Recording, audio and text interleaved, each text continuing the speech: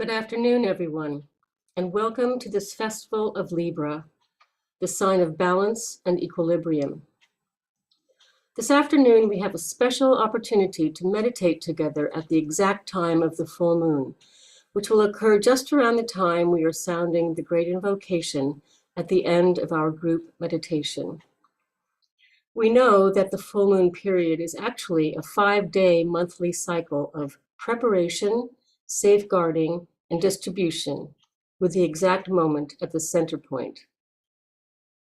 As individuals, it is not always possible to maintain a high level of spiritual tension for 5 full days, but gathered together as a group, especially at the exact time of the full moon, a powerful channel of lighted and loving energy is created through which hierarchical energies can flow, which are then available for use in service on the physical plane. We can imagine that especially for the advanced members of the hierarchy, this process is a sacred ritual involving complete dedication and focus. We try to emulate their methods.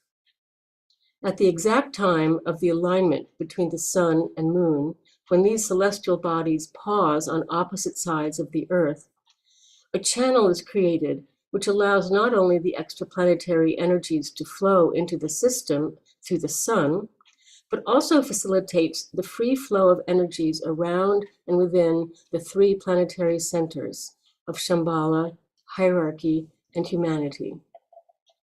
From Earth, we approach the hierarchy literally on a band of light. Libra marks the beginning of the lower interlude of the yearly cycle, the 3-month period beginning with the stillness of a focused point. It is a time when we move inward, when the powerful spiritual energies contacted at the higher interlude begin to percolate into the collective brain consciousness to be utilized in service. The work for aspirants and disciples in the lower interlude is to bring into manifestation the spiritual energies gathered at the higher interlude and to make them into intelligible ideals which can be implemented into physical form. It is a time of evocation and a renewal of spirit through form. In a way, then, the lower interlude is actually more important for aspirants and disciples who are working as outposts of hierarchical consciousness, working practically on the ground, fully aligned with the soul and responsive to the world's need. The redemption of matter is central to the evolutionary plan, and through our work, we can contribute to the successful unfolding of the purpose of Sanat Kumara.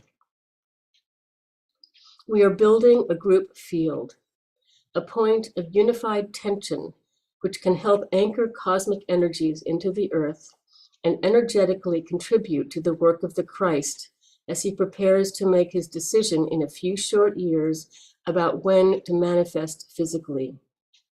His decision depends directly on the actions of humanity and whether or not we have implemented some of the conditions necessary for his appearance: a degree of peace in the world, a measure of true sharing of resources, the establishment of right human relations, and a recognition of the basic interconnectedness of all life and the soul in all living forms.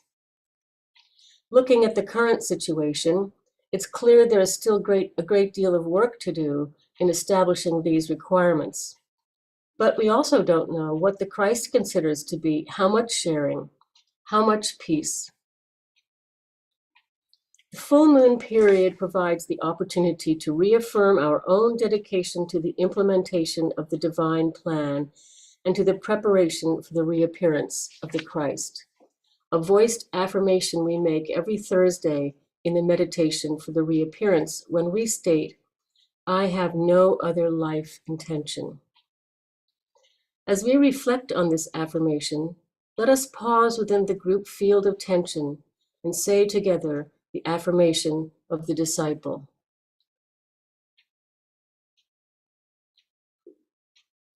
I am a point of light within a greater light. I am a strand of loving energy within the stream of love divine. I am a point of sacrificial fire, focused within the fiery will of God, and thus I stand. I am a way by which men may achieve. I am a source of strength, enabling them to stand. I am a beam of light shining upon their way, and thus I stand. And standing thus revolve, and tread this way the ways of men, and know the ways of God, and thus I stand.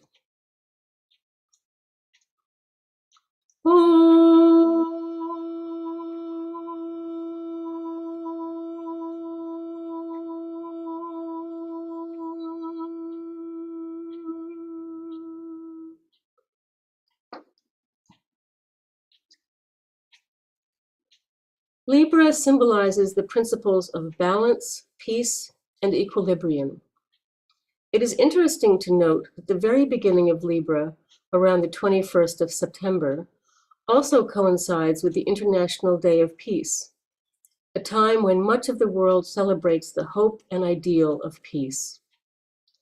There are countless gatherings, peace pole plantings, meditation vigils, and public events as spiritually oriented people, knowingly or unknowingly, work to evoke the spirit of peace, that great second ray being who stands behind the Christ, known to the Christian world as the Prince of Peace.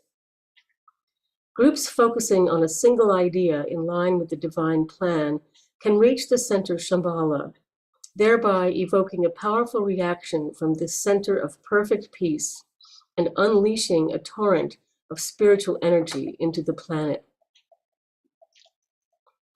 As we observe the world today through the eyes of the soul, trying to see world events the way the hierarchy does, we must take the long and wide view with an inclusive perspective.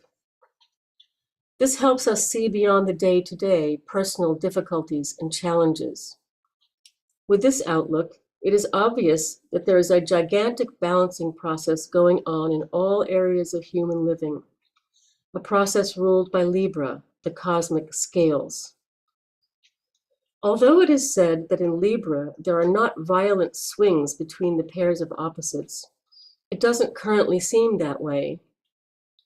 There are huge gaps between rich and poor, and still an imbalance between masculine and feminine energies and the roles of women and men. The voices of tolerance, inclusivity, and fairness appear to be drowned out by certain despotic and retrogressive leaders, and the much-needed progress in environmental sustainability and the preservation of the natural world seems all too slow. But this is part of the process. This collective examination of values and principles is an important part of the public debate, and the struggle to find the middle way is a process Libra requires and brings to the surface. The word of the soul in Libra is, I choose the way which leads between the two great lines of force, emphasizing how important the themes of choice and decision are on the discipleship path. In Libra, the soul stands poised and perfectly balanced at the midway point between the energy lines of spirit and matter, the ultimate pair of opposites. After many difficult lives of physical plane living and singular focus on material concerns, the soul's reflection, the physical man on earth, voices the demand for more light, and the soul, by law, responds to the pull of matter. As the soul's light irrevocably influences the personality, a many lifetimes process of weighing values begins. Being exoterically ruled by Venus, Libra offers the benefit of a distinct quality of mind, a mental focus which is needed to clearly distinguish between all pairs of opposites and to make the proper decisions and choices. The choices that in the end will favor inclusivity, spiritual values, and ultimately the fulfillment of the divine plan. The light of the soul focused through the mind disperses the fogs of glamour, and it is through the mind that intelligent choices are made, which eventually tip the scales toward the truest and highest values, the good, the beautiful, and the true. The center humanity is given the gift of free will, the ability to freely make choices, and the hierarchy cannot interfere with these choices. Human decisions may be misguided at times due to the prevailing glamour and illusion, and the plan is delayed, but it cannot be stopped. From the earliest years, children learn that they do have choices in certain things, and as the years go by and the human being grows and develops, the choices become more complex, sometimes very puzzling and difficult, and often life-altering. But they are ours, and we have to take responsibility for them and the consequences. As a person matures and becomes more aware of the world around them and involved with their local community, individual choices become group choices. How will we govern our localities? What will the group permit or resist?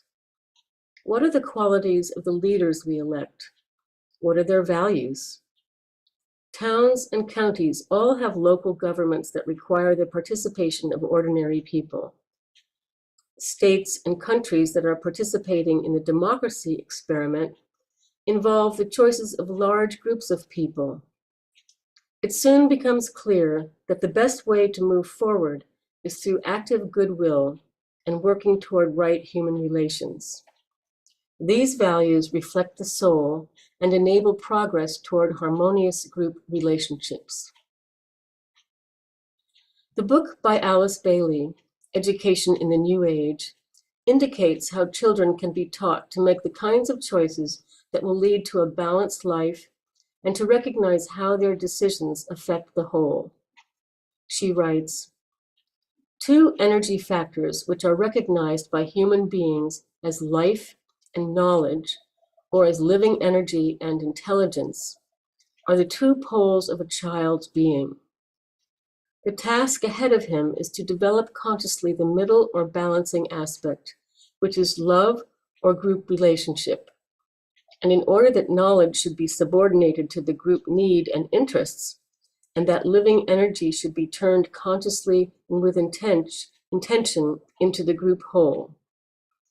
In doing this, a true balance will be achieved, and it will be brought about by the recognition that the way of service is a scientific technique for the achieving of this balance." Opportunities for right choice and wise decision are constantly presented to the disciple. Similarly, major opportunities are presented to the masters in a cyclic fashion. The sixth initiation, an event far ahead of us, is called the initiation of decision, because it is at this time a master decides which of the 7 paths he will move on to, a decision irrevocably determining his future service. The opportunity for this momentous decision is presented within the hierarchy to the 6th degree Kohans every 49 years.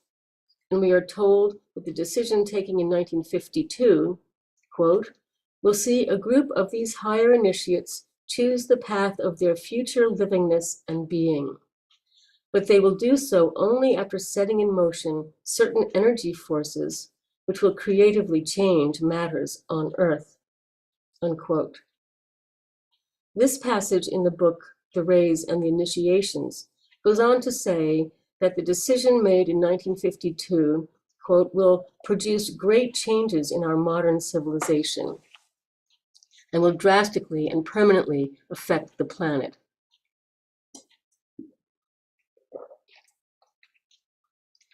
The next 49-year period, from 2001 until 2050, is already well underway, so it might be useful to think about what some of the great changes will be in this period. Already, There have been breakthroughs in space exploration far surpassing anything in the 20th century. Humanity, just like the universe, is expanding its own ring-pass knot and is now able to observe distant galaxies far beyond visible space. And this should coincide with an expected expansion of consciousness. Advances in technology have produced systems that would have been considered science fiction 50 years ago. The climate crisis is frighteningly real, and the world is beginning to wake up to its reality. But humanity outwardly seems to be moving very slowly to mitigate the problem. This is a global problem, affecting humanity as a whole, and only global cooperation will solve it. We have many important decisions to make. But perhaps most importantly, in 2025, the Christ will make his decision about when to return to the earth in physical form, an event which will undoubtedly cause great upheaval and unprecedented change in the world.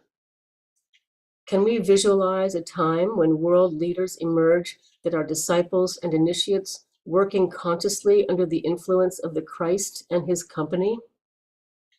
Can we imagine that enlightened world leaders will openly and deliberately cooperate for the greater good of all of humanity? Visualizing these scenarios may seem to some to be fantasy, but the ageless wisdom teachings assure us that the Aquarian age will see the establishment of a true and lasting peace, and that eventually the spiritual hierarchy will be more visible and active in earth affairs. As we all know, the transition from one astrological age to another is always slow and confusing when observed from the aspect of form. As the old influences struggle to maintain power and the new incoming energies steadily push into manifestation, there is disruption of all kinds, personally and collectively, as the opposing energies clash. And this will continue for many more years to come until the influence of the outgoing sixth ray is fully replaced by the powerful seventh ray. We're told, though, that Libra is coming into a position of power in the planetary horoscope and will eventually rule. Because it is this sign of peace and stillness ruling, DK says, there is, therefore, no need for real anxiety. How then can the esoteric nucleus of the new group of world servers soothe and reassure intelligent women and men who don't subscribe to the idea of the reality of astrological influences? How will our knowledge and understanding be of service during this disruptive and dangerous time? Libra also rules the first decanate of Aquarius, the first third of the Aquarian period, which we are in now, so its influence will last for hundreds of years. The three planetary rulers of Libra reveal much about its impact on the human center. Venus, the exoteric ruler and a fifth ray planet, brings a quality of beauty and grace, as well as the capacity for a mental stimulation of the love aspect. The lords of mind came from Venus, bringing the divine principle of higher knowledge. Venus is considered to be the sister planet of Earth and is therefore closely related to our evolution through the mental principle. The esoteric ruler, Uranus, is a seventh ray planet and relates Libra closely with Aquarius, helping to augment its rapidly waxing power. The hierarchical ruler is Saturn, governed by the third ray, the important ray of aspect of creative intelligence that governs all mental activity and the manipulation of form. Saturn is known as the planet of opportunity, so we can see the beneficent influences under which we are evolving. In the coming decades, humanity will need the balancing energies of Libra to help navigate a rapidly transforming civilization. So it is a great blessing to have its peaceful but powerful qualities available. Also, in times of transition, it is important not to mourn or regret what is lost, but to look within to find inner balance and strength and start building towards the future. The American writer Elizabeth Gilbert wisely observes, "The best we can do then, in response to our incomprehensible and dangerous world, is to practice holding equilibrium internally, no matter what insanity is transpiring out there." The Tibetan mentions that the three ruling planets of Libra, quote, are peculiarly concerned with the expression of the Christ consciousness in the world. So as time goes on, Libra will continue to stimulate the work of the Christ and the great balancing process that will be going on for a while.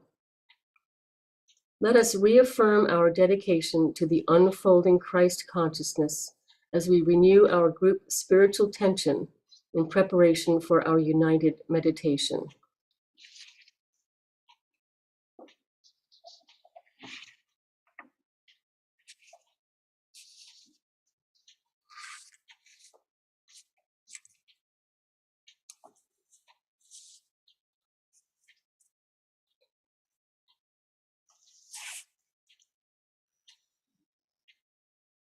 Keynote of the full moon approach to the hierarchy.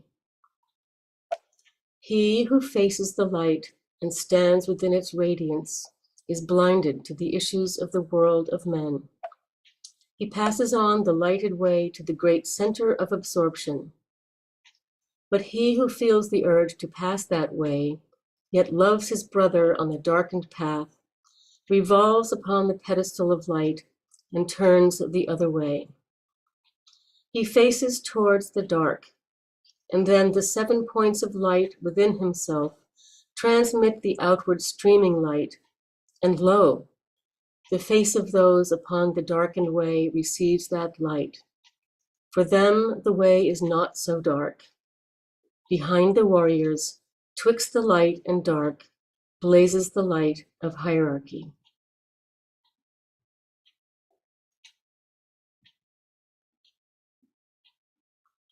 Letting in the light.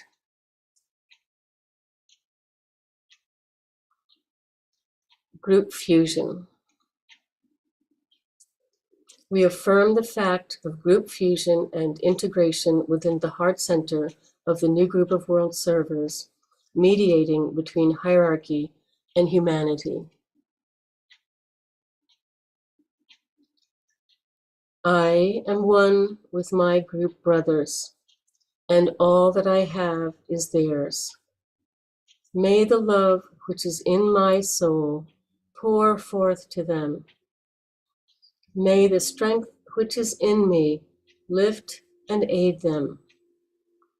May the thoughts which my soul creates reach and encourage them.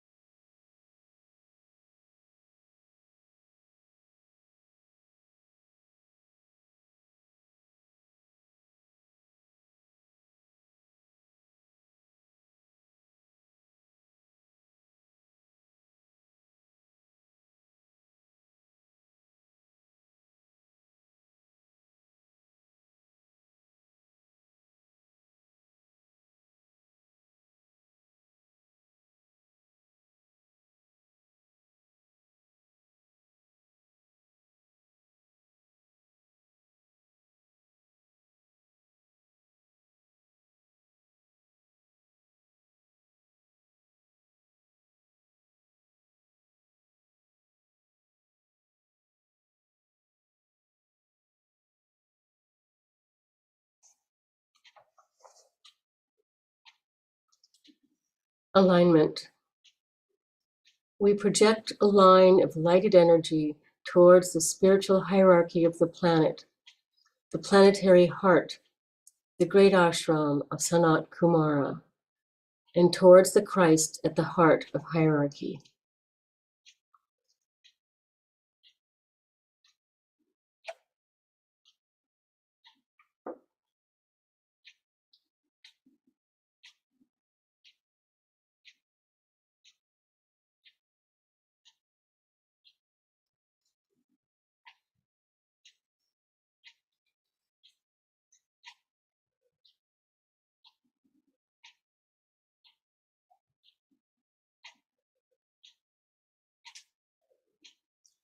Extend the line of light towards Shambhala, the center where the will of God is known.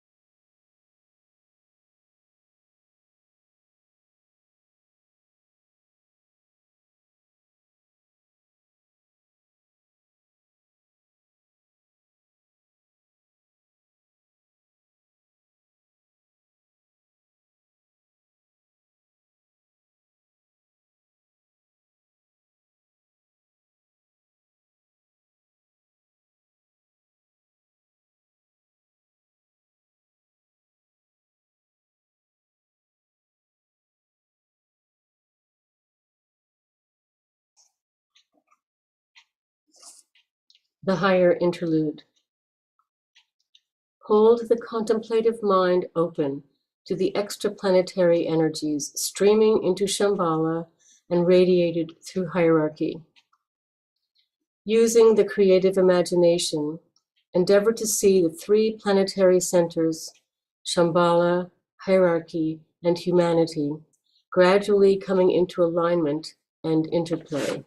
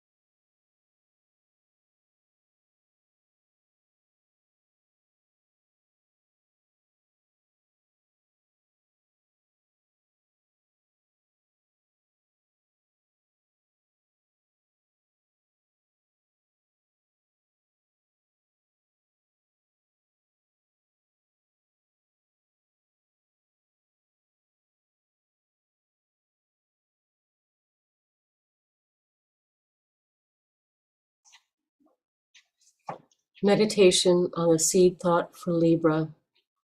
I choose the way which leads between the two great lines of force.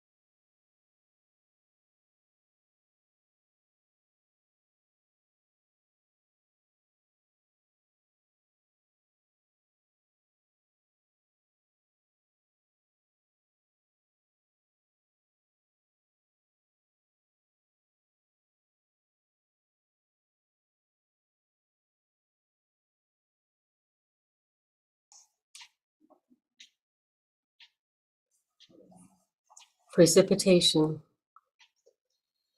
Using the creative imagination, visualize the energies of light, love, and the will to good, pouring throughout the planet and becoming anchored on Earth in prepared physical plane centers through which the plan can manifest. Use the sixfold progression of divine love as the sequence of energy precipitation. Shambhala, hierarchy, the Christ, the group of world servers, men and women of goodwill everywhere in the world, and physical centers of distribution.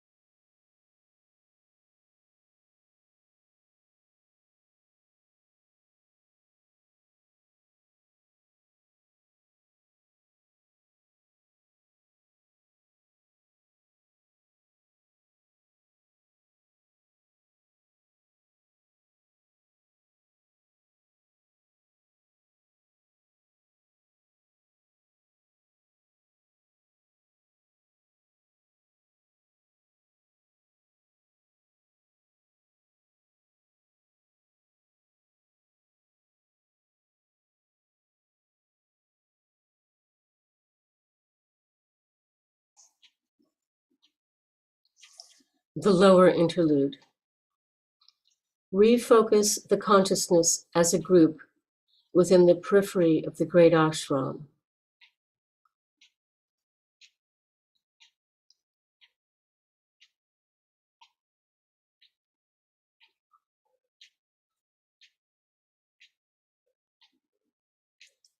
Together sound the affirmation.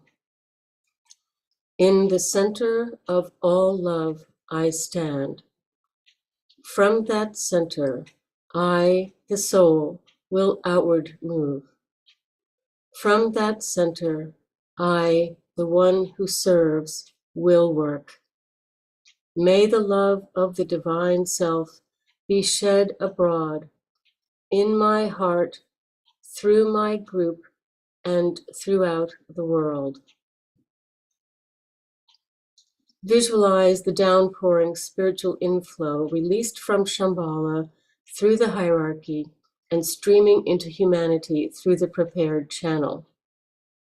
Consider how these inpouring energies are establishing the pathway of light for the coming world teacher, the Christ.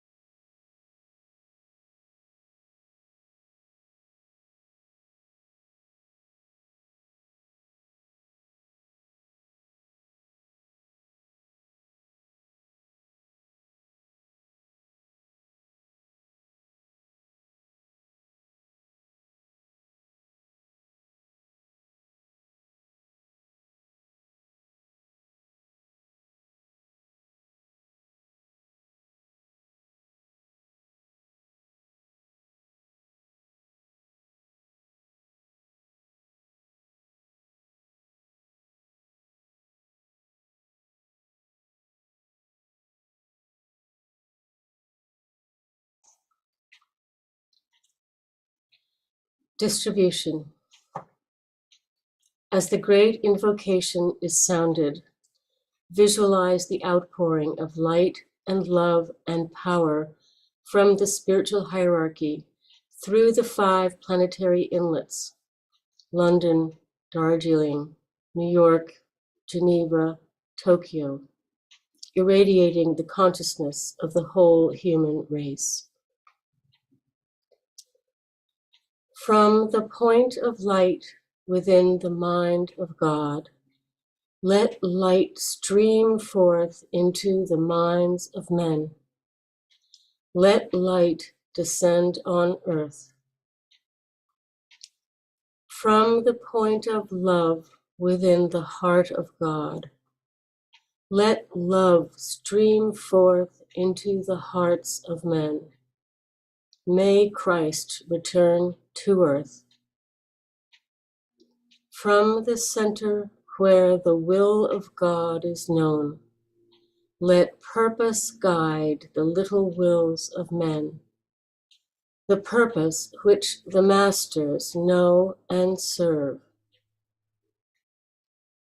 From the center which we call the race of men, let the plan of love and light work out, and may it seal the door where evil dwells.